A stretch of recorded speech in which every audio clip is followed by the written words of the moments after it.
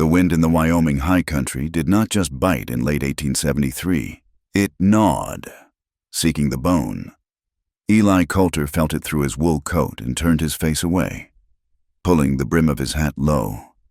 Dusk was coming on fast. The sky a deep, bruised purple that promised more snow. His mule, Jed, laden with canvas sacks of flour, salt, and coffee, snorted a cloud of steam and shuffled its feet. The trading post was 20 miles south, a journey he made only 4 times a year. He preferred the sharp, clean silence of his mountain claim to the sour smell of whiskey and unwashed men in the settlements. He lived alone. He worked alone. It was a code he had set for himself years ago, after the world had taken everything that mattered. He was scanning the familiar line of lodgepole pines, checking for the shadow of a wolf or the track of a cat. When he saw it, it was a patch of white in the deepening blue shadow of the trees, a white that did not belong. Not the white of snow. This was the white of fabric. He pulled Jed to a halt. The only sound was the whine of the wind through the high branches. He eased his rifle from the scabbard. He was a man who moved with purpose, but without hurry. He walked toward the tree line, his boots crunching in the crust of the old snow. It was a person. He nudged the shape with his boot. A low sound, barely human, escaped it, alive. He knelt, slinging the rifle over his back, and rolled the figure over. It was a woman. Her face was a ruin of blue and purple bruises, her lips split and swollen. Dark hair was matted with ice and something sticky and dark, blood. She was young, and she was wearing a wedding dress. The lace on the bodice was torn, the fine white silk stained with mud and red. Eli stared for a long second. A bridal gown. Out here, miles from any road, miles from any soul but his. This was trouble. This was the kind of trouble that followed a man, the kind that brought other men with guns. She moaned again, a thin, breathy sound. He cursed, low and soft. The coyotes would find her before midnight. The cold would finish her even sooner.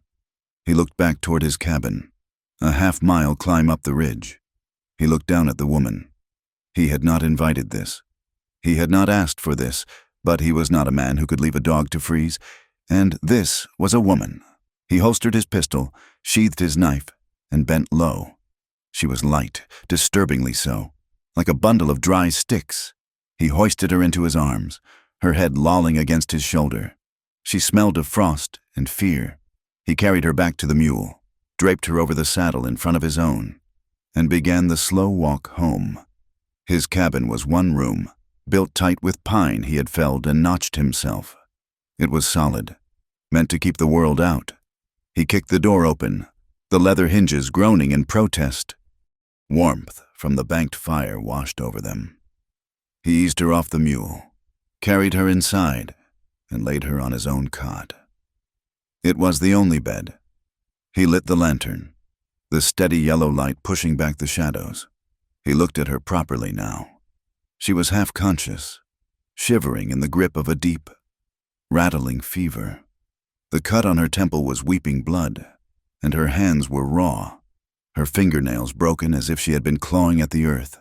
He stoked the fire, adding split pine until it roared, catching the cabin in a flickering, unsteady light. He did not like this. He did not want her here. A woman running from a wedding meant a man was running after her. But she was dying. He fetched the whiskey bottle from the shelf, not for drinking, but for cleaning. He poured a little on a clean rag and grimaced. This would hurt. He moved her matted hair. She flinched and cried out when the spirits touched the wound, her eyes flying open.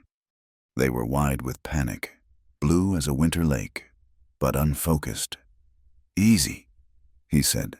His voice was rough, like stones dragging. He rarely used it. "You're safe for now." She tried to speak, but only a dry rasp came out. He fetched the ladle and dipped it in the water bucket, holding it to her cracked lips. "Drink." She sipped, choking, then drank again. He spent the next hour tending to her. The dress was a ruined, frozen mess. He took his hunting knife and cut the sodden laces up the back, peeling the silk away from her bruised skin. Her ribs were a roadmap of dark purple. Someone had taken their time. He covered her with his thickest wool blankets. Tucking them tight, he sat in his heavy wooden chair by the fire, his rifle across his knees, and he waited. She drifted in and out for 2 days. The fever held her tight. Eli forced lukewarm broth and water between her lips when she woke. Most of the time, she just stared at the ceiling, her eyes wide and haunted. He sat in his chair, watching. He cleaned his rifle. He sharpened his knives. He listened to the wind. On the 3rd morning, the fever broke. He knew it before she even woke. The air in the cabin felt different. Her breathing was deeper. When her eyes opened, they were clear. The panic was still there, banked like embers, but she was present. "Where?" she whispered. "My cabin. Wyoming territory. The snow." She remembered. "I found you near the tree line," Eli said. He ladled coffee into a tin mug and held it out. She pushed herself up on one elbow, wincing as her ribs protested. She took the mug in trembling hands. "Who are you?" "Eli Coulter." She nodded slowly, absorbing this. I have no money. I cannot pay you." "I didn't ask for pay. I asked myself who was looking for you." Her eyes snapped to his. The fear was back, sharp and sudden. "Please, you cannot tell anyone I am here." "What's your name?" "Girl." "Clara." He waited. She looked down into the coffee cup. "Clara what?" She shook her head, a small, pained motion. "I cannot use that name anymore. It is not safe." She looked up, her gaze desperate. "I escaped. From a church. That is all I can say. Please, Mr. Coulter, I am begging you. Do not send me back." Eli grunted. A church, a wedding dress, a beating. It painted a plain enough picture. He had seen men like the one she was running from. Men who believed a piece of paper and a preacher's words gave them the right to own a person. "No one comes up here," he said, turning back to the fire. "You're safe from him, long as you're here, but the snow will melt." He let the words hang in the air. He wouldn't push her. Not yet, but he didn't like the trouble she carried. Eli was a stoic man, hardened by grief and solitude. He did not offer words of comfort, only practical care. He changed the bandage on her head. He gave her a jar of salve for her cracked lips and raw hands. He did it all with a detached efficiency, his hands large and calloused, but surprisingly gentle. Clara watched him. She was weak, but her will was strong, and her eyes were sharp. She saw the way he lived. He was a man of strict, quiet routines. He was also a man who carried his own ghosts. She noticed, on that first lucid night, that he did not use the cot he had given her. He slept sitting up in the heavy wooden chair near the door, wrapped in a thick buffalo hide. His rifle was not leaning against the wall. It was resting across his lap. He didn't seem to sleep. Not really.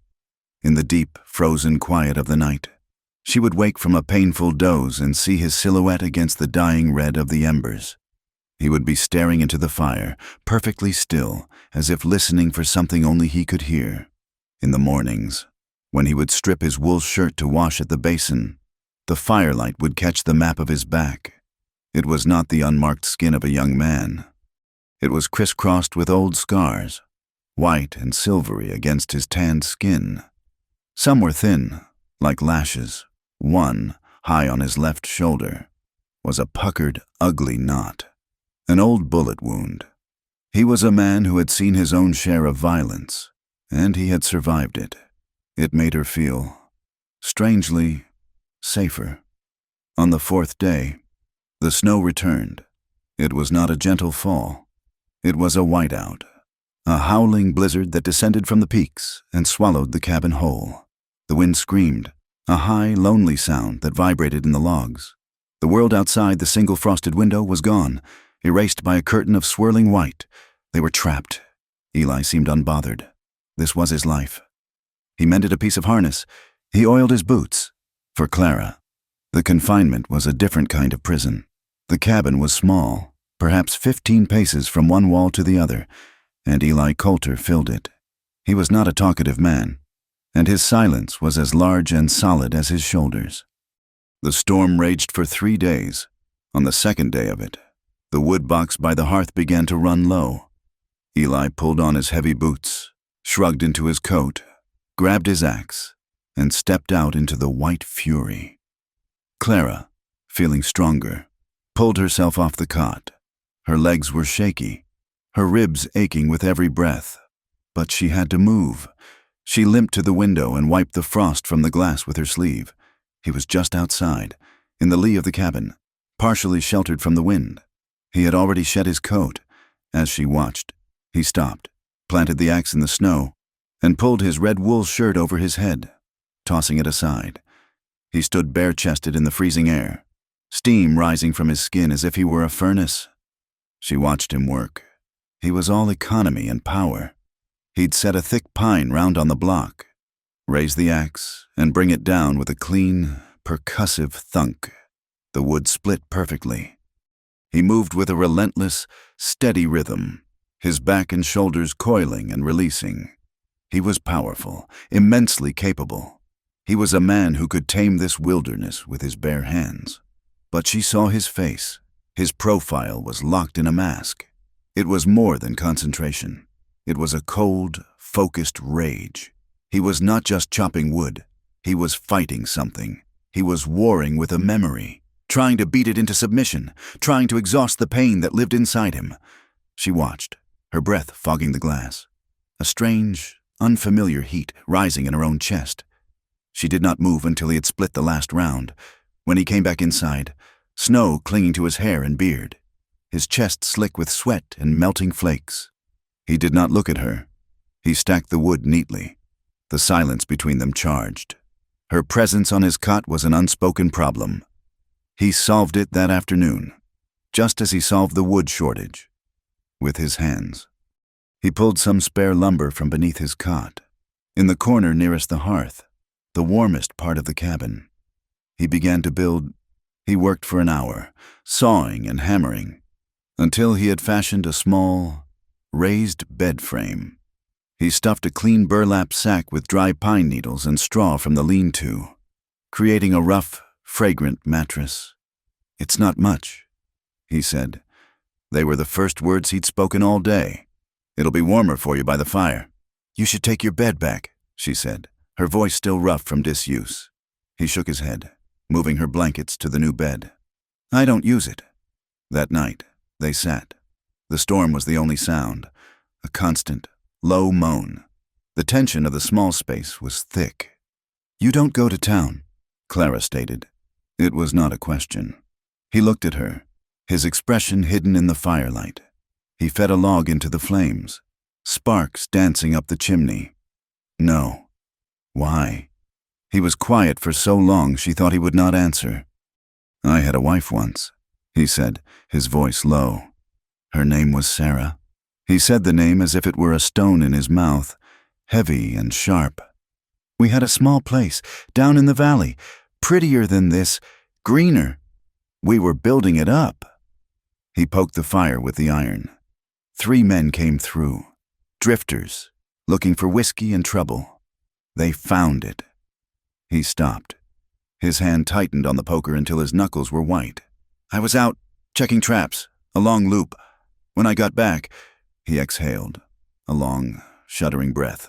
"She died, violently." Clara watched him, her own heart aching with a cold dread. They didn't have law down there, not real law, just a sheriff who drank and looked the other way.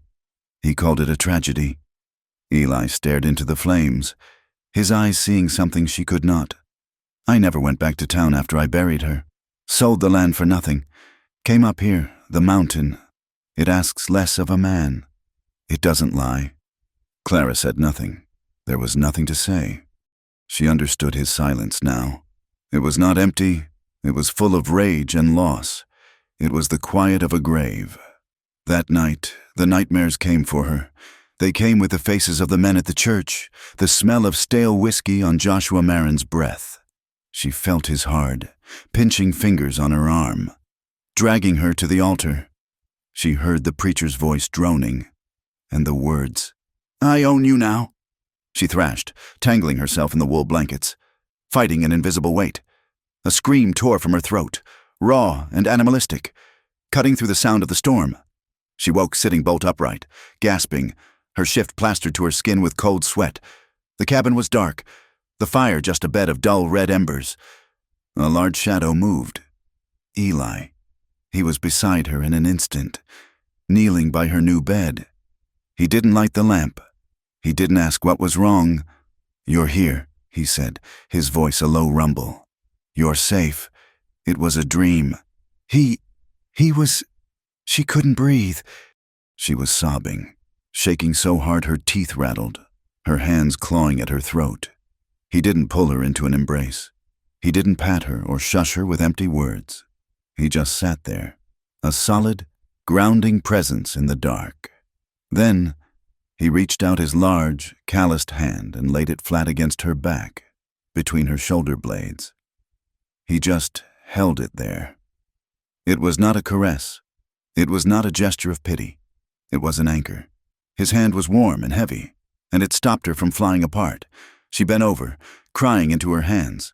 Great, gulping sobs of terror and grief. He didn't move. He didn't speak. He just kept his hand there, steady and strong, until the violent shaking eased and her breathing quieted into shuddering gasps. He stayed kneeling until she slumped back against the log wall, exhausted. He slowly pulled his hand away. The absence of its warmth was immediate. "He can't find you here," he said again, quietly. Then he rose and went back to his chair. In the morning, they did not speak of it. He handed her a tin cup of coffee, his face as stoic as ever. She took it, her fingers brushing his. But something had changed. His handprint still felt branded on her back. The storm broke 2 days later. The world outside was white, silent, and blindingly bright. Clara felt human again. The bruises on her face had faded to a sickly yellow, and the cut on her head was healing. She would not be a useless burden. She started small. She cleaned the tin plates after they ate their meal of biscuits and salted pork. She swept the floor with a broom of bound twigs. Eli watched her, his expression unreadable, but he did not stop her.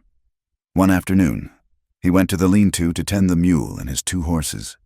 She pulled on one of his old, oversized coats and followed him into the biting cold. The snow was waist-deep, but he had dug a path.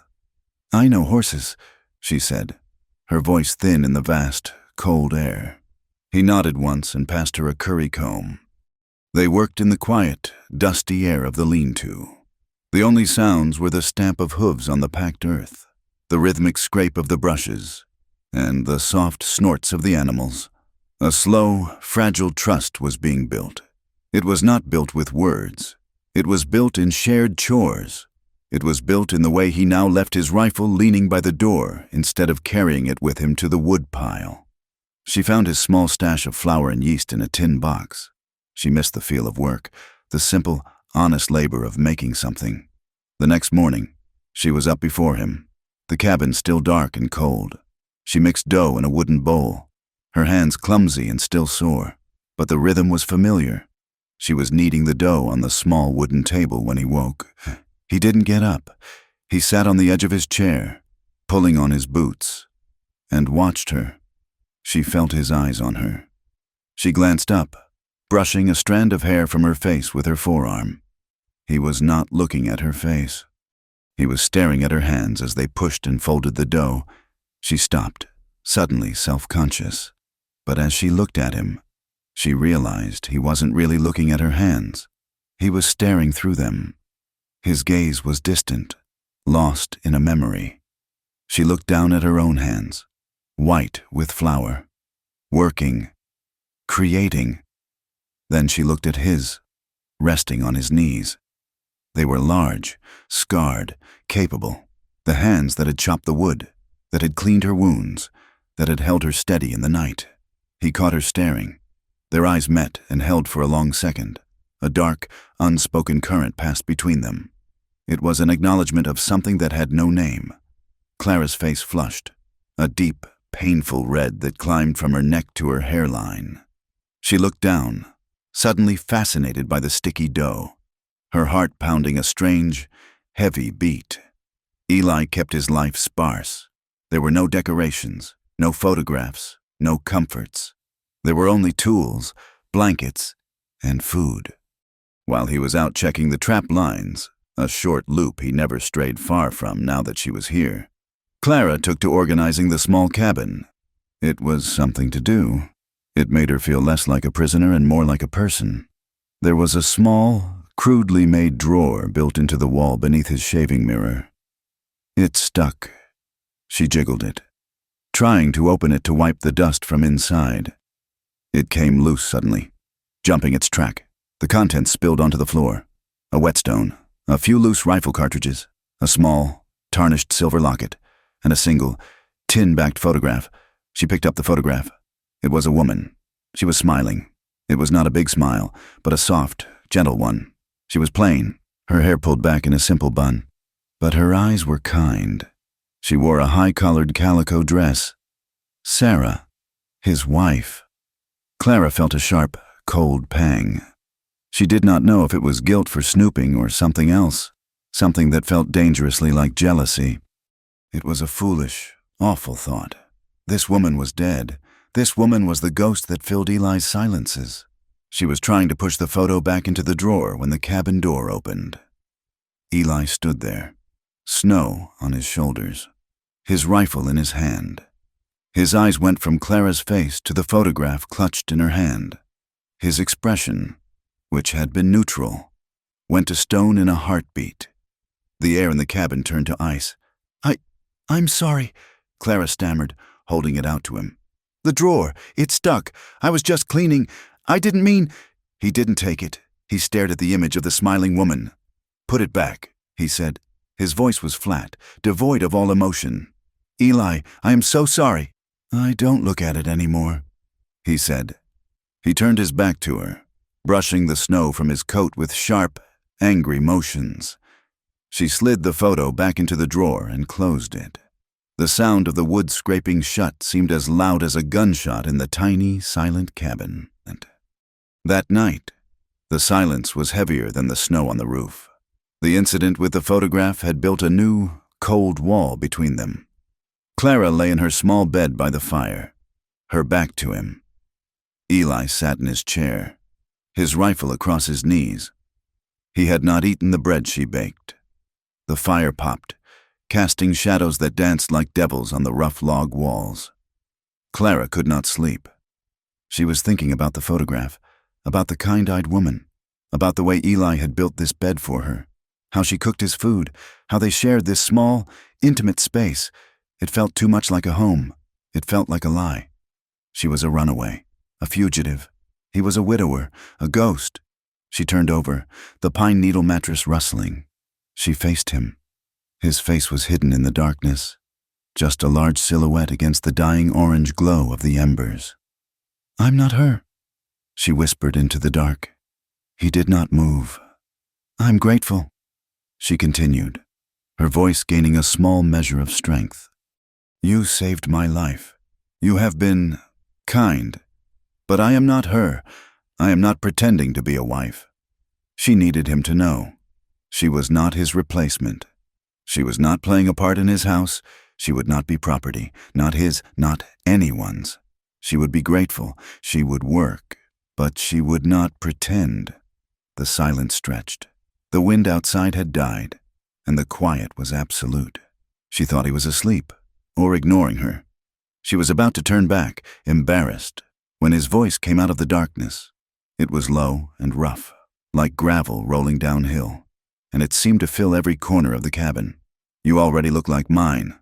His words hung in the silence of the pre-dawn cold. You already look like mine.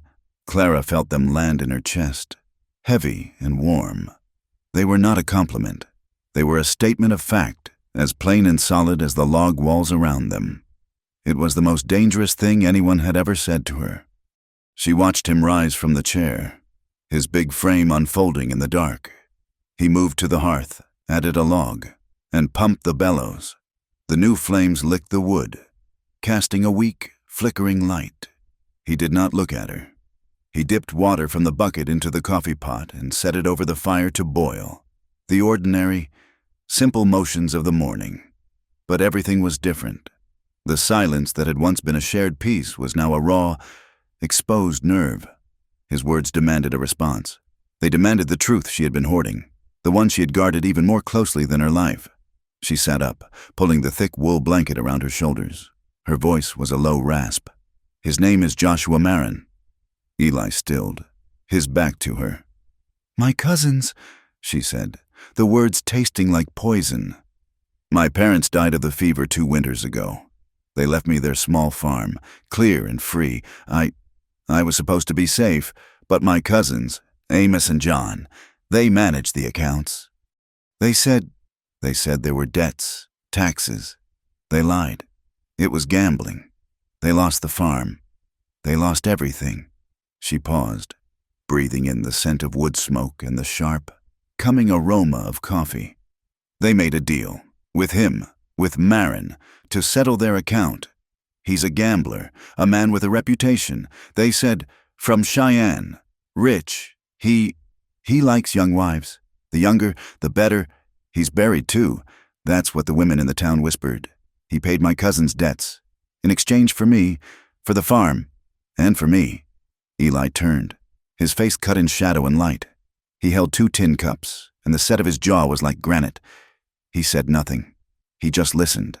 "They brought me the dress," Clara whispered, her hand tightening on the blanket. "They told me I would be married on Sunday, that I should be grateful, that he was a man of standing. I told them no. Amos, he hit me. He said I had no choice. I was part of the bargain. I was their property to sell." She looked down at her hands, remembering the rawness of her fingernails from clawing at the frozen earth.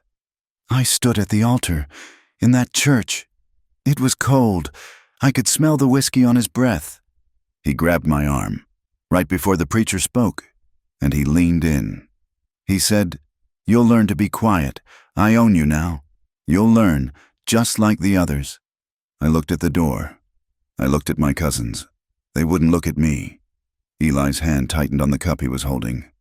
I had my mother's hairpin. It was silver.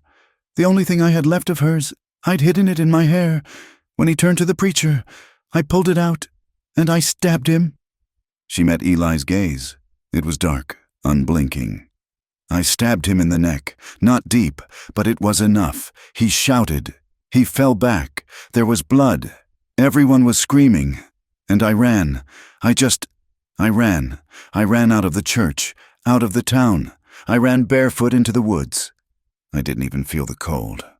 I just ran until the snow started, and then I couldn't run anymore, and then you found me." The story was out. All of it. The cabin was utterly silent, save for the hiss of the fire. Eli walked over. He handed her one of the tin cups. Their fingers brushed. His skin was hot. He did not sit. He leaned against the stone of the fireplace, sipping his own coffee, staring at the floor. "Joshua Marin," he said, the name sounding foreign in his mouth. "Yes." He nodded slowly. He drank the last of his coffee in one long pull, then set the cup down on the mantel with a quiet click. He said nothing else. He did not offer pity. He did not offer absolution. He walked to the corner, where his tools and supplies were kept. He picked up his long hunting knife. He pulled the whetstone from the shelf. He sat in his chair, not by the door this time, but at the table, and in the growing morning light, he began to sharpen the blade. It was the only sound in the cabin for an hour. The rhythmic, abrasive shing, shing, shing of steel on stone. It was a cold, patient, terrifying sound. Clara watched him. His focus was absolute. He was not just sharpening a tool. He was preparing for a job. When he was finished, the blade had a wicked, silvery gleam. He tested it on the hair of his forearm. It shaved a clean patch. Satisfied, he sheathed it. He stood, put on his coat, and slid the rifle from its pegs. "Where are you going?" she asked, her voice tight. "Check the line," he said. "You checked it yesterday." Checking it again. He went out the door, into the bright, melting snow. She watched him from the window. He did not go to his traps. He walked the perimeter of his claim, a wide, slow circle. He moved from the tree line to the ridge, his eyes scanning the valley below. He was looking for tracks. He was checking the approaches. He was reading the land for any sign of pursuit. He was gone for 2 hours. When he returned, he said nothing of what he'd seen. He chopped wood, later, as dusk began to settle, tinting the white snow with shades of blue and lavender. He did it again. He took the rifle and walked the perimeter a second time, a dark, silent guardian against the failing light. That night, the tension in the cabin was so thick Clara felt she could not breathe. The storm was gone. The silence of the outside world was absolute. But inside, a different storm was gathering. The melting of the snow meant the passes would be open. It meant the world they had hidden from could now find them. And his words still lay between them. "You already look like mine." Clara was restless. She paced the small floor, from the hearth to the door, a caged, nervous energy thrumming through her. Eli sat at the table, cleaning his rifle, the lamplight throwing the harsh lines of his face into sharp relief. He was a fortress, a silent, walled-off man, and she was trapped inside with him. "So that's it?" she burst out, her voice too loud in the quiet. He stopped, his hand still on the oiled rag. He looked at her. "What is— You sharpen your knife, you walk your little circle, you clean your gun, and you say nothing. You just wait." "What would you have me do, Clara?" His voice was low, dangerously quiet. "I don't know." She threw her hands up. "Talk to me. Tell me what you're thinking. Or are you just going to sit there and wait for him to show up? Is that what you did with her? With Sarah? Did you just wait?" It was a cruel thing to say. She knew it the moment the words left her mouth. She saw the flash of pure, cold fury in his eyes. He stood up, shoving the chair back.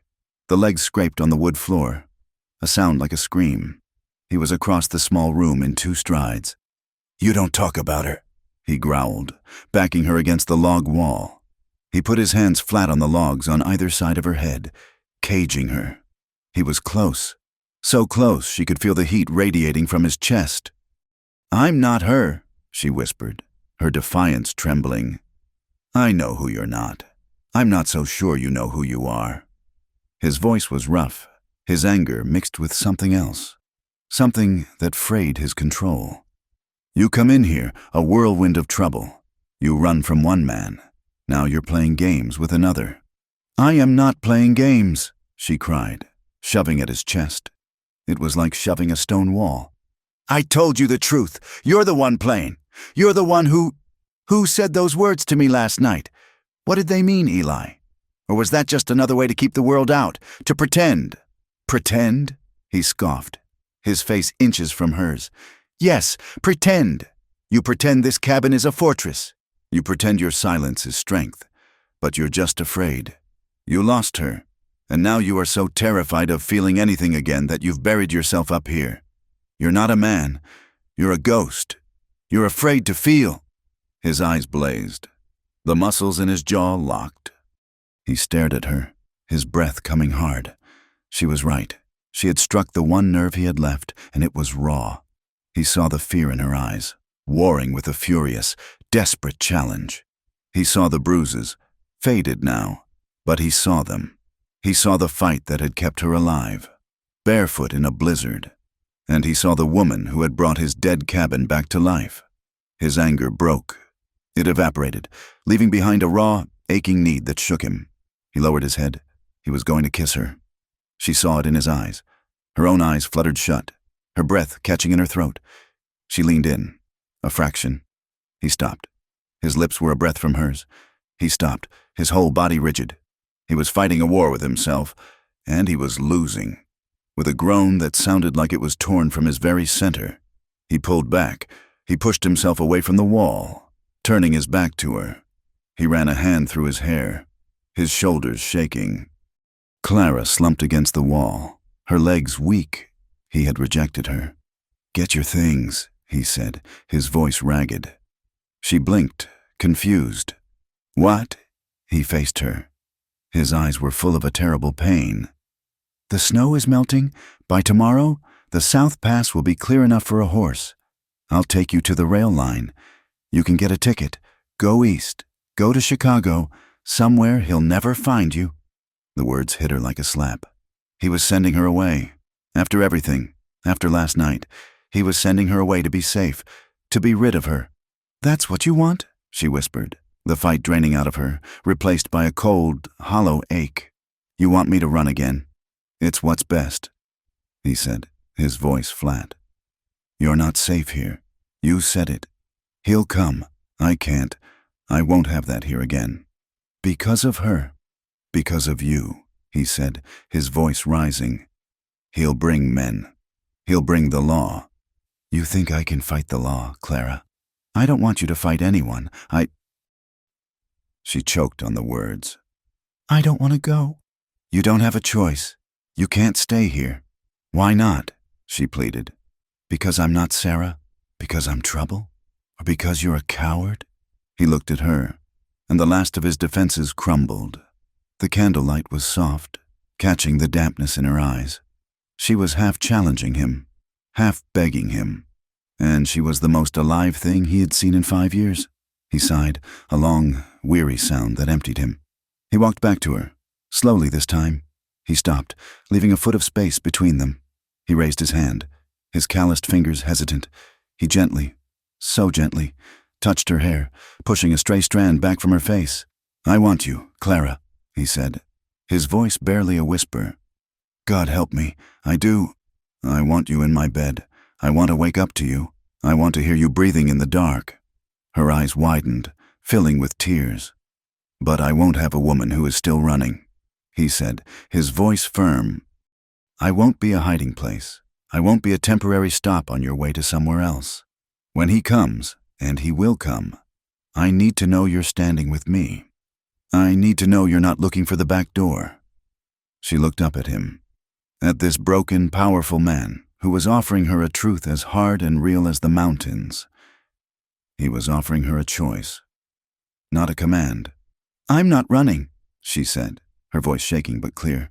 "I'm tired of running." She took a small, hesitant step, closing the distance between them. She laid her hand on his chest, over his heart. She could feel the heavy, steady beat. "I'm not running from you, Eli." That was all. He searched her eyes, looking for the lie, for the fear. He found only a raw, trembling honesty that matched his own. He bent his head and kissed her. It was not a kiss of passion. Not at first. It was a kiss of profound, desperate relief. It was hesitant, a question. His lips were chapped, tasting of coffee in the cold night air. She answered, her lips softening under his, her small hand clutching his shirt. He slid his arms around her, one hand at the small of her back, the other tangling in her hair, holding her head as he deepened the kiss. It was slow. It was a discovery.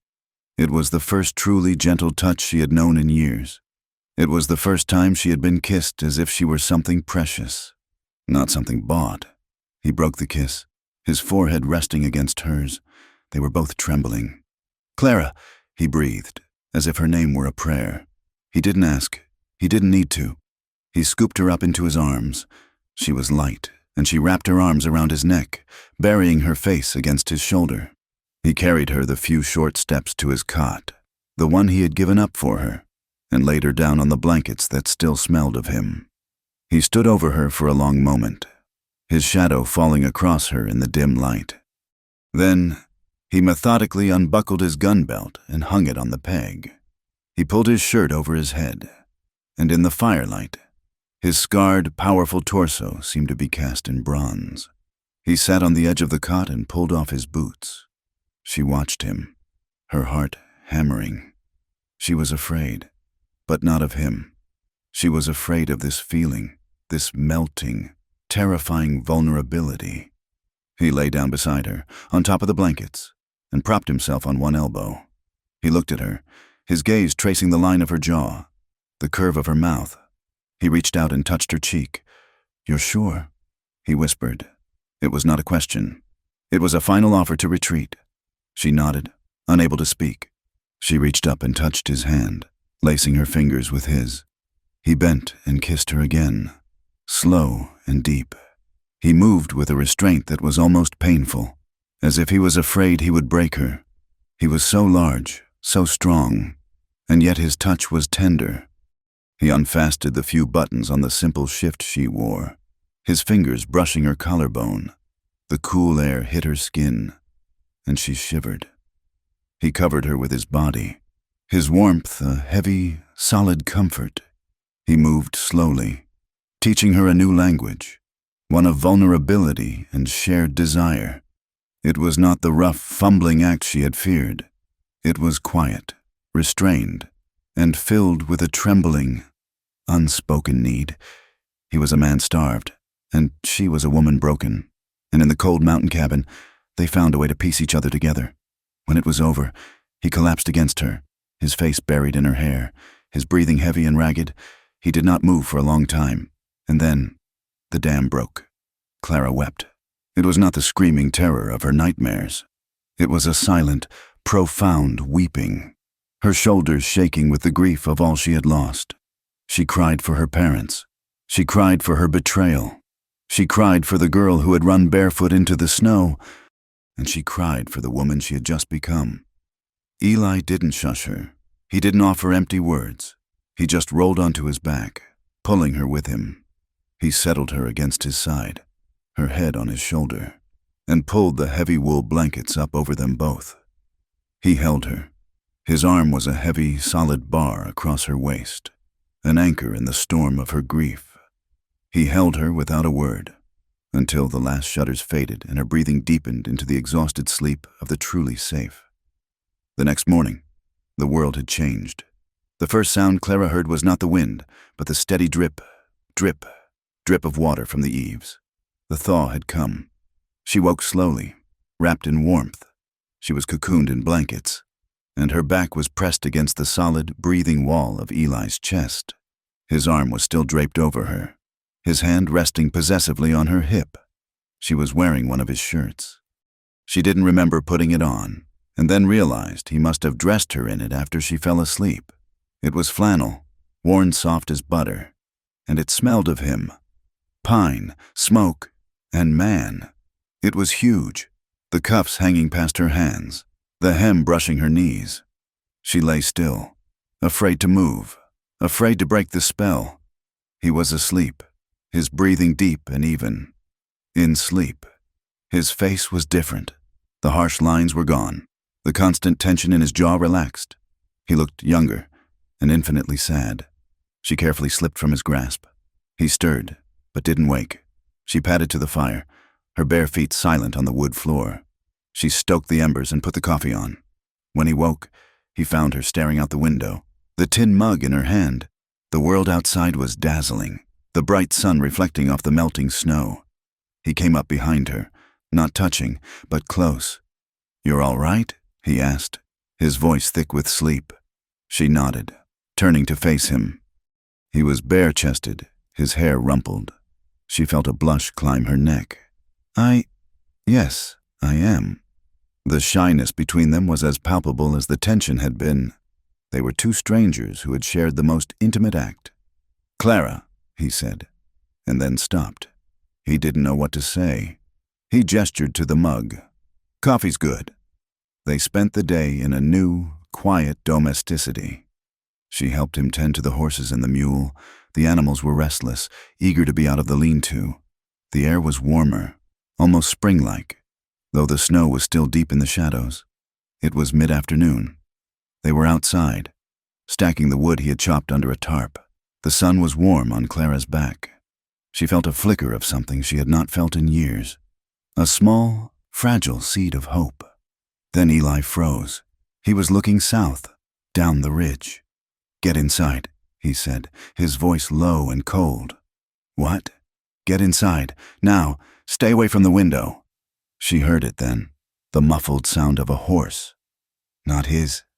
She ran, stumbling in the deep, wet snow, and scrambled into the cabin. Eli was right behind her. He grabbed his rifle from the scabbard by the door. He peered through a small crack between the logs. Clara stood in the center of the room, her hand pressed to her mouth, her heart a cold stone in her chest. A rider. He was on a dark bay horse, silhouetted against the blinding white of the snow on the far ridge. He was too far away to make out his features. He was just a man, a hat, and a rifle in a saddle boot. He sat on his horse, unmoving, looking directly at the cabin. He would have seen the fresh tracks in the snow. He would have seen the thin wisp of smoke from the chimney. Clara stopped breathing. The rider sat there for a full minute. It felt like an eternity. He seemed to be committing the cabin's location to memory. Then, slowly, he turned his horse and rode back over the ridge, disappearing from view. "Is he gone?" she whispered. Eli didn't move. He kept watching the ridge. "He's gone, for now. Who was he? A trapper? Maybe." Eli's face was grim. He turned from the wall and checked the rifle's action. The metallic click echoed in the small space. "Or a scout. Marin will be sending scouts. Looking for a girl on her own." He found a cabin with 2 sets of tracks. The fragile hope of the morning was gone, replaced by the cold, hard reality of their situation. That night, they lay in the cot together. The shared warmth was a comfort, but the fear was back, a cold presence in the room. Clara lay on her back, staring at the shadows on the ceiling. "He'll send men," she said quietly. "Now he knows where to look." "I know." Eli's voice was a rumble in the dark. "They'll say I'm his property. The law will say I belong to him. They'll say I'm a thief for running. They'll say I'm a harlot for being here. With you." She turned, her voice breaking. "I'm afraid, Eli. I'm not afraid of him, not of fighting him. I'm afraid of being a thing, a piece of paper in a courthouse. I'm afraid of being yours, like property. I can't be that again, not for any man, not even you." He was quiet for a long time. The only sound was the drip of the melting snow outside. He shifted, turning onto his side to face her. In the faint moonlight filtering through the window, she could see the gleam of his eyes. He reached out and touched her face, his thumb tracing the line of her jaw. "You're not his, and you're not mine." His hand moved to her hair, his fingers sifting through the strands. "I don't own you, Clara. I won't ever own you. You're no one's property." His voice was a low, fierce vow. "Not his, and not mine." The thaw continued. The high country spring was a violent, messy affair. Snow retreated in ragged patches, revealing the matted brown grass and the thick, grasping mud beneath. The world, which had been clean and white and silent, was now loud with the sound of running water. Creeks overflowed. The air grew heavy with the smell of damp earth and pine resin. With the melt came a new, fragile kind of life inside the cabin. Clara was healing. The last of the bruises faded from her skin, and her strength returned. She began to dream of staying. She began to see the edges of the room not as a prison, but as a boundary. She found a small, locked trunk under Eli's cot. He gave her the key without a word. It was not filled with his wife's belongings, as she had feared. It was practical. It held bolts of heavy canvas, spare wool, and 2 bolts of dark blue calico, bought years ago and saved for a day that never came. It held a tin sewing box, complete with needles, gut thread, and a few buttons. Clara set to work. The wedding dress was beyond saving, a ruined symbol of a life she had escaped. She cut it into rags for cleaning. Using the calico and the heavy wool, she began to stitch. She sat by the fire, her movements small and precise, crafting a simple, sturdy skirt and blouse. It was the first time in her life she had sewn for herself. It was the first thing she had ever truly owned. Eli would watch her, his hand still, as the fabric took shape. He watched her pull the thread tight, her brow furrowed in concentration, and the hard lines around his mouth would soften. Their life fell into a rhythm. It was a partnership forged in silence and shared tasks. They moved around each other in the small space with an easy grace. She cooked, he hunted, she mended, he chopped wood. One morning, she followed him out into the bright, muddy clearing. He was carrying 2 rifles. He handed her the lighter one, a Winchester. "You need to know how," he said. It was not a request. She held it. It was heavy, the wood smooth. the steel cold. It smelled of oil and power. "I've never held one," she said, her voice small. "I know. That's why you're holding it." He taught her. He was a patient, methodical teacher. He showed her how to check the chamber, how to load the cartridges, how to brace the stock against her shoulder. His hands covered hers, large and warm, correcting her stance, aligning her eye with the sight. "Pull it in," he said, his voice a low rumble by her ear. "Pull it tight against you. Respect it. Don't fear it. If you fear it, it will hurt you." She flinched when he told her to shoot. "It will kick," he warned. "Let it. Don't fight it. Just be ready for it. Squeeze the trigger. Don't pull it." She aimed at a rotted stump. She squeezed. The explosion was deafening. The kick was a hard, brutal punch that sent her staggering back. Her shoulder screamed. She dropped the rifle in the mud. "Damn it!" she cursed, rubbing her arm, tears of shock and pain in her eyes. She looked up, expecting him to be angry. He was not. He picked up the rifle, wiped the mud from the stock with his sleeve, and handed it back to her. "Again?" he said. She shot again and again.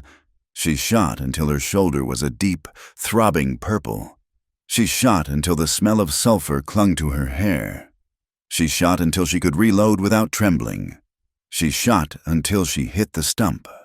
When the bullet finally struck, splintering the rotted wood, a fierce, sharp smile split her face. He saw it. He nodded. "Once." "Good," he said. They shared small moments. They were not grand, but they were real. He brought her a cluster of purple prairie crocus, the first flower of the spring, pushing its way up through the snow. He didn't hand them to her. He just left them on the table in a tin cup. She found them, and the tightness in her chest eased. One evening, he was skinning a rabbit for the stew. She was kneading bread, her hands strong and sure now. She was humming, a low, tuneless sound she hadn't even realized she was making. He stopped, his knife halfway through its work. He was staring at her, his face pale. "What?" she asked, her humming dying. Eli didn't answer. He looked at her hands in the flour, at her hair tied back, at the simple calico dress she had made. He looked at her standing in the warmth of his cabin, making it a home, and his expression shattered. He dropped the knife. He grabbed the half-empty bottle of whiskey from the shelf. He went outside, sat on the woodpile, and began to drink. The sun went down. The air turned sharp and cold.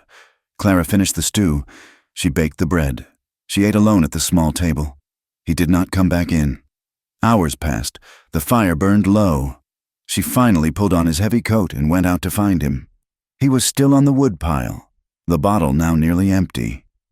He was not on the woodpile. He had moved. He was staring into the fire pit, though the fire was long dead, just a pile of cold ash. He was shivering, but he didn't seem to notice. "Eli," she said softly, "come inside.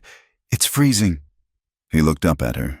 His eyes were unfocused, glazed with whiskey, and a grief so profound it stole her breath. He was looking at her, but he was seeing someone else. "Sarah," he mumbled, his voice thick and broken. "I'm sorry, Sarah. I should have been there. I'm sorry." Clara froze. The cold she felt had nothing to do with the night air. It was the ice of a truth she had tried to ignore. She was a trespasser. She was the woman living in a ghost's house. He was drunk, lost in a memory she had no part in. He looked back at the cold ashes. His shoulders slumped. She turned. She did not speak. She quietly walked away from the cabin, away from the smell of the stew and the baking bread. She walked past the lean-to, her boots sinking into the mud. She followed a thin, barely there path that led up the ridge, into a small, quiet stand of aspen trees. She had seen him walk this way before. She had thought he was checking traps. The trees were stark and white, their branches skeletal against the moonlit sky. And in the center of the grove, there was a small clearing. There was a grave. It was not old and forgotten. It was neat, outlined with a perimeter of river stones. At the head was a marker, carved from a thick piece of pine. The carving was rough, but the letters were deep and clear. Sarah Coulter, 1847 to 1868. Gone. The marker was new. Not new to the grave, but it was clean. He maintained it. He kept the weeds from it. This was not a memory. It was a shrine. Clara sank to her knees in the cold, damp earth. All the warmth she had felt, all the joy, all the fragile hope. It all drained out of her. She looked at the carved wood. This was the woman he saw when he looked at her. This was the woman he apologized to when he was drunk. This was the woman who owned him, who held him in a grip stronger than any living arms. She put her hand on the cold, damp soil. She felt a profound, aching pity for the woman buried here, and she felt a cold, sharp rage at the man who had brought her into this. "I'm not her," she whispered to the wooden marker. Her voice was a ragged breath. "I'm not you. I'm sorry, but I'm not her." A branch snapped behind her. She scrambled to her feet, wiping the mud from her knees. Eli stood at the edge of the clearing. He was not as drunk as she had thought. The cold air, the walk, the shock of seeing her there. It had sobered him. His face was a mask of cold, hard fury. "Get away from there," he said, his voice a low growl. "Eli, that is my place. That is her place. You have no right to be here." The words struck her, sharper than a slap. He was ashamed. He was angry that she had seen his weakness, and he was terrified that she had touched his shrine. "Your wife," she said, her voice shaking, but not with cold. It was shaking with her own anger. "You brought me to her home. You put me in your bed. You taught me to shoot your rifle. And you look at me. You look at me, and you see her." "Stop it," he warned, taking a step toward her. "No, I will not. I ran from a man who wanted to own me, only to end up with a man who wants to haunt me. I told you I would not be a wife. I will not be a ghost, either. You don't know what you're talking about." "Don't I?" she cried, her voice echoing in the silent, cold trees. "You mumble her name. You hide her picture. You come to this place, and you grieve her like she died yesterday. But she didn't.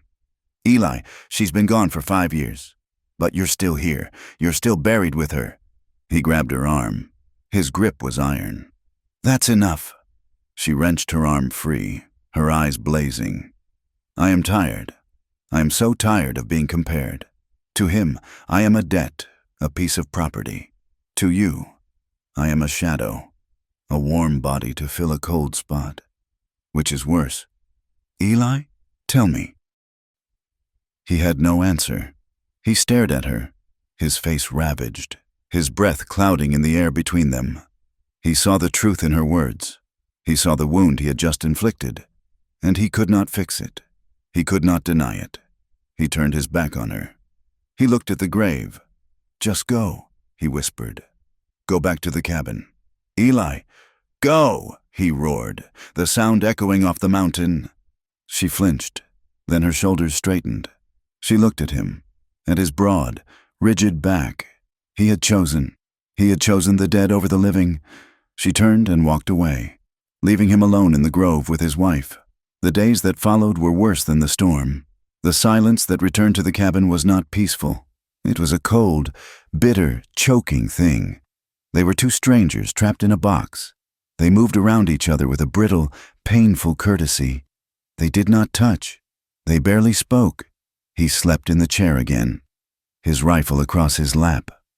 She slept in the cot, her back to him, her body rigid. He would leave at dawn. She would not ask where he went. He would return at dusk with game. She would cook it. They would eat in silence. The scrape of their forks on the tin plates, the only sound. The air was heavy with unspoken words, with anger and with grief. The cabin felt small, suffocating. Clara felt the old urge to run, but where would she go? The thaw had turned the land into a sea of mud, and Marin was out there. She was trapped between the ghost and the hunter. A week into this cold war, a rider approached. This time, Eli did not send her inside. He stood on the porch, his rifle held loosely in one hand, and watched the man approach. It was not a scout. This man was older, his face a map of wrinkles, his beard gray and stained with tobacco. He wore heavy furs and led a mule piled high with traps. "Silas," Eli said, his voice flat. He did not sound pleased. "Coulter," the trapper grunted, reining in his horse. His eyes flicked to Clara, who stood half hidden in the cabin doorway. He looked at her calico dress and her pale, strained face. His gaze lingered, sharp and curious. "Been a hard winter." "It's over," Eli said. "Not for some," Silas said, spitting a stream of brown tobacco juice into the mud. "Just came from down below. Town's buzzing. Figured I'd stop, see if you'd heard." "Heard what?" Silas looked at Clara again, then back at Eli. "Man named Marin, Joshua Marin, from Cheyenne. Seems he lost something. He's offering a bounty." Clara's stomach turned to ice. "He's offering $300, Silas said, his voice casual, but his eyes were sharp. "For the return of his runaway bride. Says she's a thief. Stole his horse and his property. Stabbed him, too. Damn near killed him." $300. It was a fortune. It was enough to make any man a hunter. It was enough to make any man turn a blind eye to the truth. Eli's expression did not change. He was carved from stone. "That's so." "Aye. He's got men fanning out. Bounty hunters. Pinkertons. Maybe. They're checking every cabin, every homestead. They say she ran north, into the mountains." Silas let the words hang. Then he looked directly at Clara. "She's a young thing, they say. Dark hair, blue eyes, wearing a wedding dress." He looked at Clara's simple dress, then at Eli's impassive face. Silas was no fool. "You see anyone like that?" Silas said.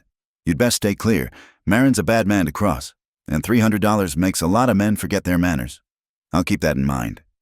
Eli said, "Aye." Silas gathered his reins. He clearly wanted to ask more. He wanted to know who this woman was, why she was here. But he knew Eli Coulter. He knew the line not to cross. "Good luck to you, Coulter. Watch your back." The trapper kicked his horse, and he and his mule trudged off, disappearing into the mud and the pine. The silence they left behind was absolute. Clara was shaking. $300.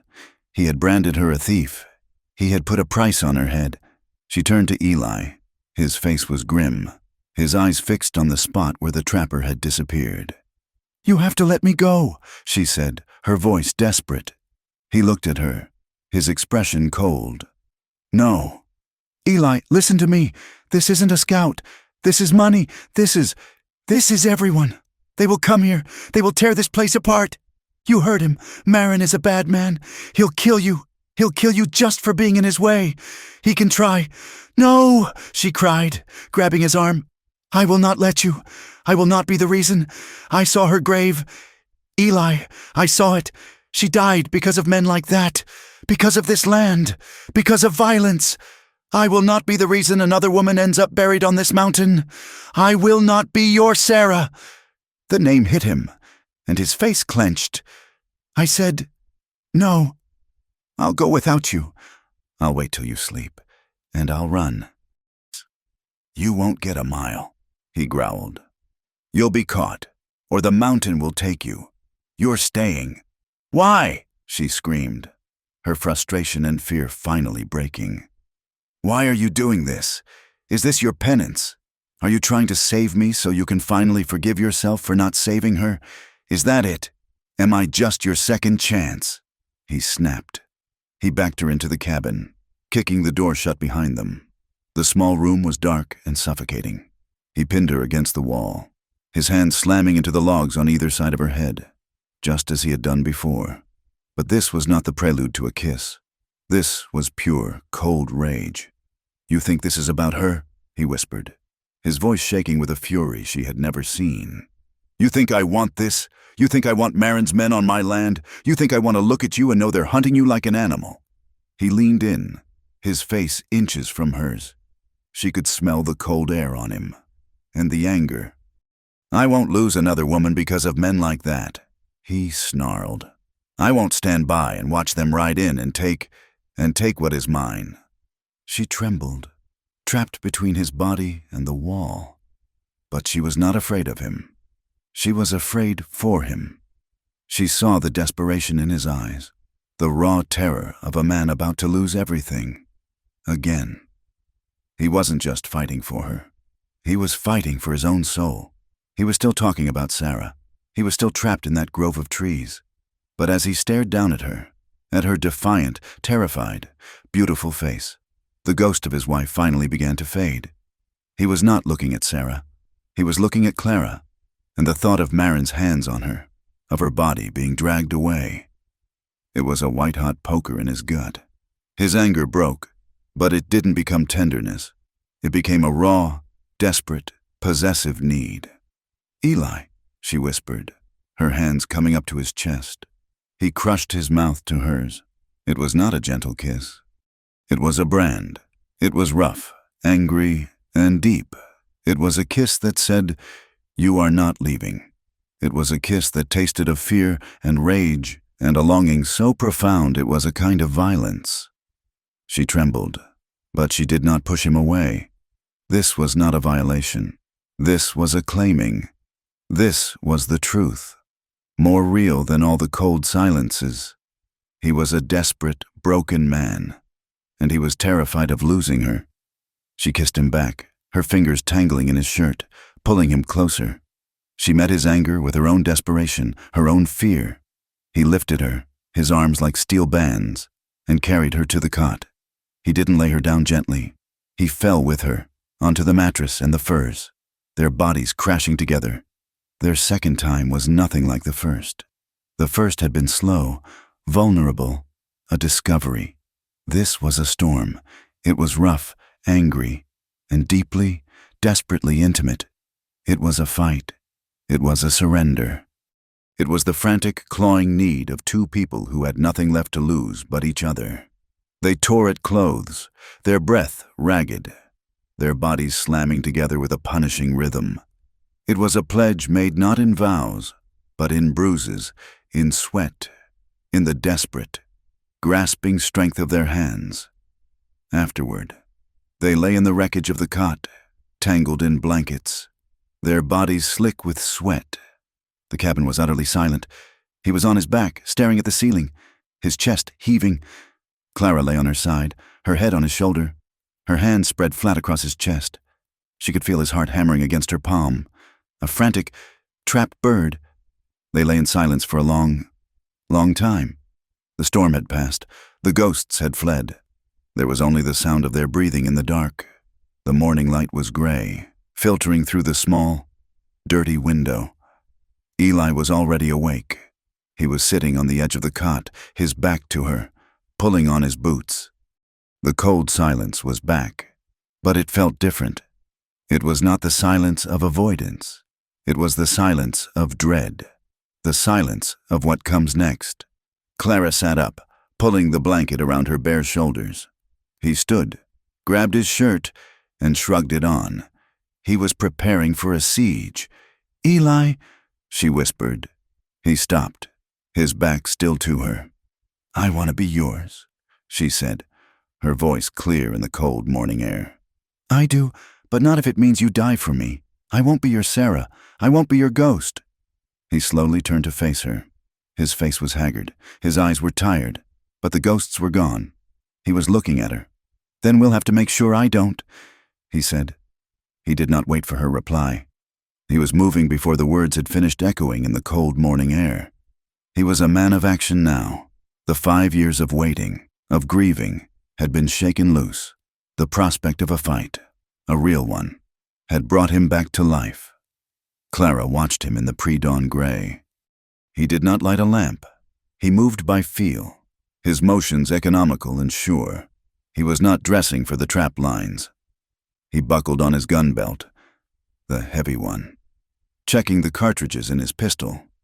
He shrugged into his long wool coat. "You're going," she whispered, already knowing the answer. She sat up on the cot, pulling the blanket around her. The warmth from the night was gone, replaced by a sharp, acidic fear. "I need to know what we're facing," he said, his voice low. He slung a saddlebag over his shoulder. I need to know how many, how they're armed, where they're looking. I can't fight blind. Clara, not again. It's a trap, she said, her voice shaking. They'll see you. Silas saw the smoke. They'll be watching the town. They'll be watching for you. They're not looking for me. They're looking for a girl. I'm just another man going in for supplies. He grabbed his rifle. I'll take Jed. The mule looks harmless. He moved to the door and stopped, turning to her. In the gloom, he was just a large, dark shape, but she could feel his eyes on her. Bar the door behind me, he said, his voice hard. Do not open it, for any reason. Do not light the fire. Do not go outside. If you hear horses, if you hear anything, you take the Winchester and you get in that cellar under the floor. You stay there. You understand me? Yes, she whispered. I will be back by dusk, he said. It was not a promise. It was a statement of intent. He opened the door. A sliver of cold, blue light cutting into the room.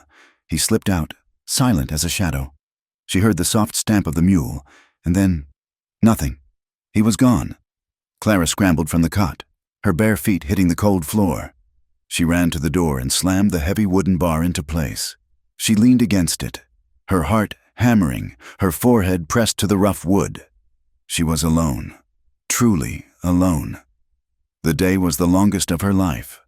The cabin, which had become her refuge, was now her prison. The silence was absolute, a heavy, suffocating blanket. Every sound was magnified. The drip of the melting snow from the eaves sounded like footsteps.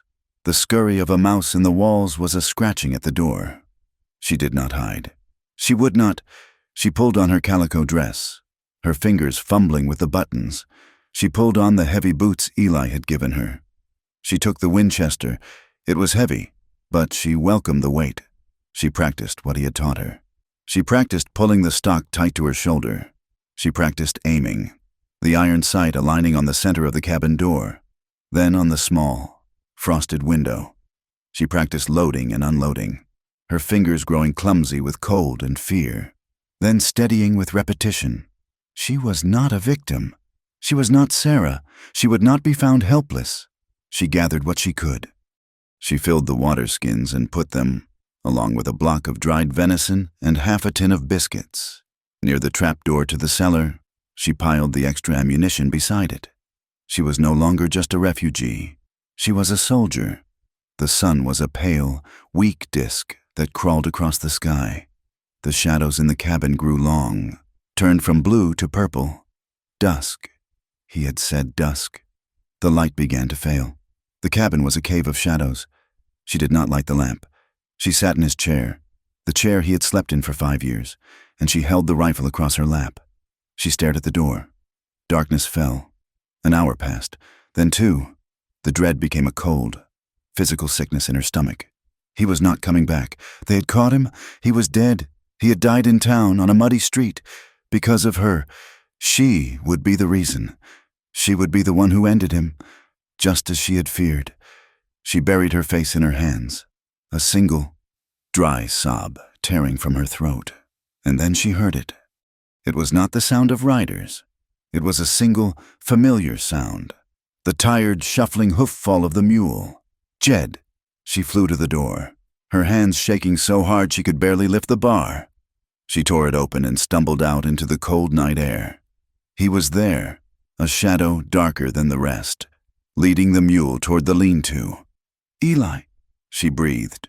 He stopped. Turning, he said nothing. He finished with the mule, then walked toward her. She met him in the middle of the clearing. She did not run to him. She just stood, shaking. He walked past her, into the cabin.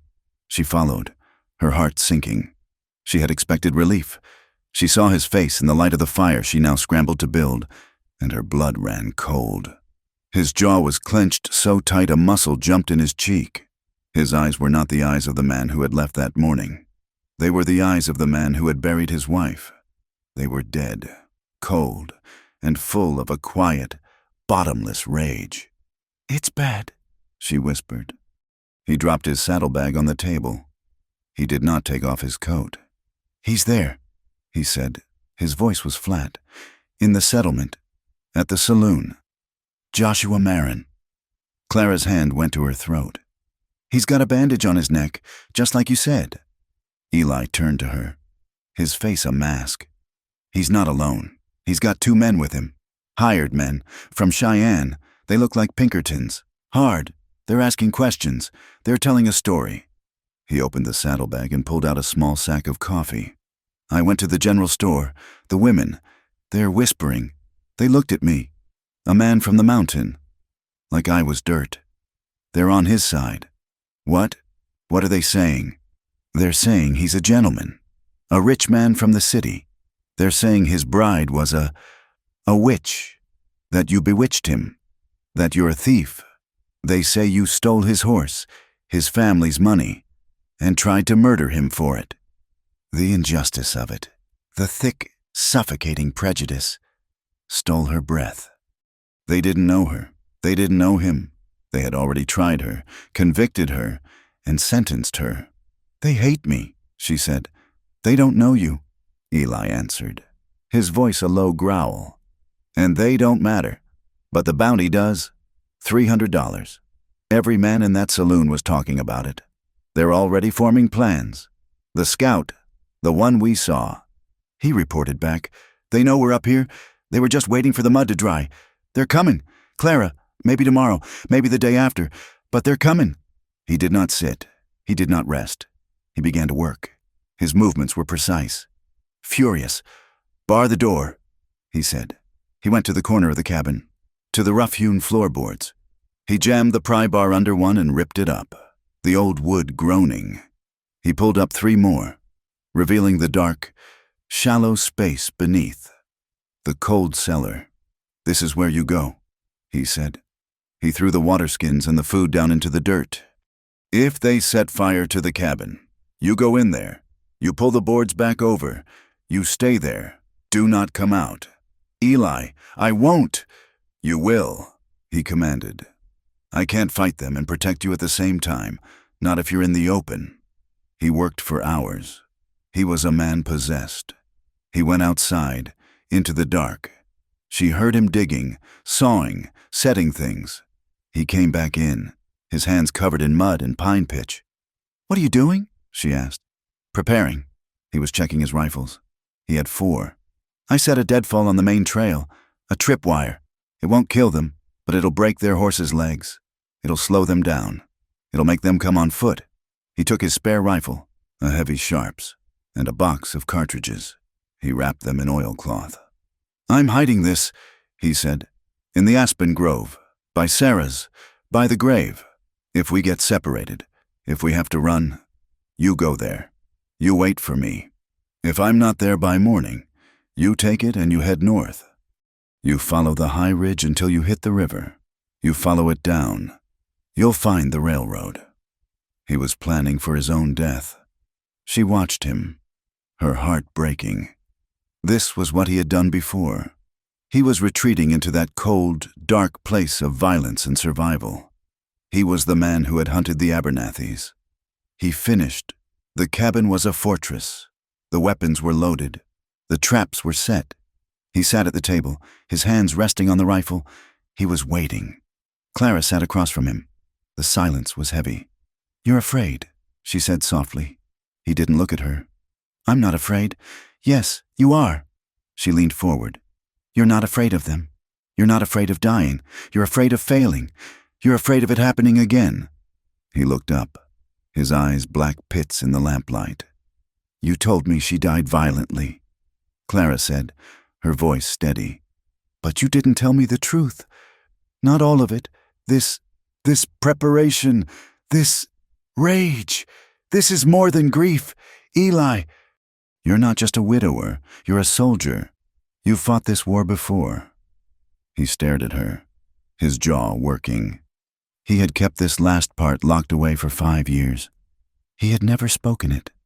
You need to tell me, she whispered. If we're going to stand together, you need to tell me. I am not Sarah. I won't break. Tell me. He looked down at his hands. They were scarred, calloused, and they were trembling. It wasn't just drifters, he said, his voice so low she had to lean in to hear it. It was 3 men, the Abernathy brothers, from down in the valley. They wanted our land. It's good land, good water. We were building. We were happy." He paused, the memory choking him. They'd made offers. I said no. They threatened. I cleaned my gun. I thought that was the end of it." He let out a long, ragged breath. "I was gone, up high, checking traps. A 2-day loop. I was late. A storm came in." He looked up, and his eyes were hollow, seeing a past she could only imagine. "When I got back, they'd been there. They didn't just kill her. Clara, they hurt her first. All 3 of them. They raped her." Clara's hand flew to her mouth, a choked, sick sound escaping her. They broke her. Before they killed her. I found her in our home. What was left of her." The confession hung in the air, awful and heavy. "I rode to the sheriff," Eli continued, his voice dead. "I rode all night. I told him who did it. I gave him their names. He knew them. He drank with them. He looked at me, and he told me it was a tragedy. He said there was no proof. He said it was my word against theirs. He said, 'A man's got to protect his property. Coulter, maybe you should have sold.'" He clenched his fists on the table. "He told me to go home, to bury my wife and be quiet. He did nothing.